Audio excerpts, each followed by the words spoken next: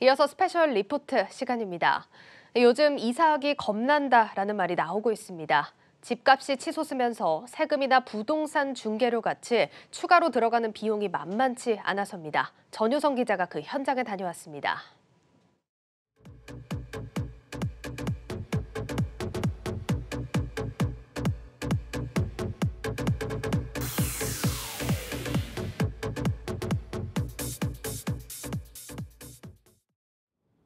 치솟는 집값과 날아오르는 전셋값, 역대급 부동산 대란으로 서민의 주거비 부담은 날로 커지고 있는데요. 집값과 함께 오른 세금과 부대 비용은 이 같은 고충을 더욱 키우고 있습니다. 이사 가기 어려워진 현실, 이유는 어디에 있을지 오늘 저와 함께 살펴보시죠. 함께 가겠습니다.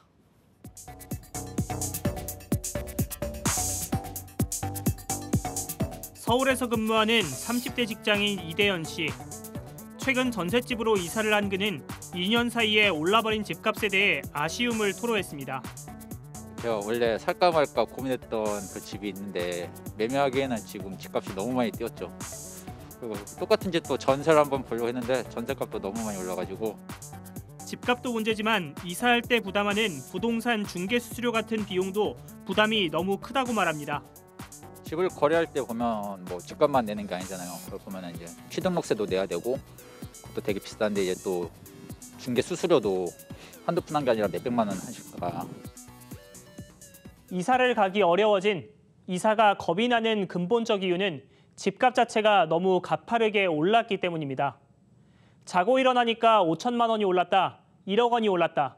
이런 말들은 이제 서울에서만 나오지 않습니다. 수도권 외곽으로 평가받던 파주, 미분양 무덤으로 불린 김포 등지도 연일 신고가 행진을 이어가고 있습니다. 서울의 평균 아파트값은 고가주택의 기준이 되는 9억 원 선을 넘긴 지 오래입니다. 전세 시장은 더욱 난리인데 매물 자체가 없다는 게 가장 큰 문제입니다. 새 임대차법 시행으로 2년 더 거주할 수 있게 됐지만 폭등하는 전세값 앞에 다음 계약을 생각하면 눈앞이 캄캄합니다. 전세도 내주지도 않고 내려고 하지도 않고 전세를 구하려고 해도 안 되고 하는, 그러니까 집 때문에 어려움이 많으니까. 이사는 집값이 전부가 아니죠. 집을 거래할 때, 갖고 있을 때, 그리고 계약할 때도 각종 비용이 발생합니다. 이 중 가장 부담이 되는 건 역시 거래세입니다. 취득세와 양도세 같은 거래세는 집값이 오르면 함께 오르게 돼 있습니다. 수요가 높은 서울 마포구의 한 아파트를 예로 들어볼까요? 2년 전만 해도 취득세가 2,500만 원 정도 발생했지만 이제는 6천만 원에 가까운 취득세를 내야 합니다. 처음 집을 구입하거나 갖고 있는 집을 팔고 갈아타는 경우도 예외가 아닙니다. 공시가격 현실화로 인해 보유세도 오르고 집을 사고 파는 취득세도 부담스러운 상황이 된 겁니다.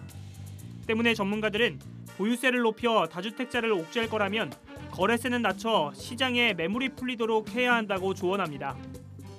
선진국처럼 보유세와 거래세의 비율을 약 8대2로 똑같이 가져가야만 우리나라 부동산 시장이 보유 중심에서 이용 중심으로 가지 않겠느냐.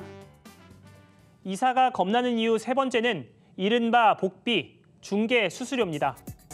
중개 수수료는 임대차 계약, 매매 계약 모두에서 발생하는데요. 집값이 크게 오르며 서울의 경우 최고 수수료율이 대부분 적용받게 됐습니다. 아파트의 경우 중개 수수료만 1,000만 원이 넘는 경우가 많은데 너무 과도하다는 지적은 어제 오늘의 일이 아닙니다. 현재 정부는 부동산 중개 수수료율에 대한 실태 조사를 진행 중이지만 새로운 수수료 체계를 만드는 건 업계와의 마찰이 예상되는 부분이라 실제로 이뤄질지는 미지수입니다. 굉장히 지금 갈등이 크게 나타날 수 있는 상황이긴 해요. 그런데 그럼에도 불구하고 실질적으로 이거에 대한 편익은 소비자들이 가져가야 될 상황인 건 맞는 것 같거든요. 그렇기 때문에 기본적으로 요율은 좀 탄력적으로 조정을 하는 게 맞다라고 보여집니다. 올라버린 집값과 함께 덩달아 커진 부동산 세금과 부대 비용.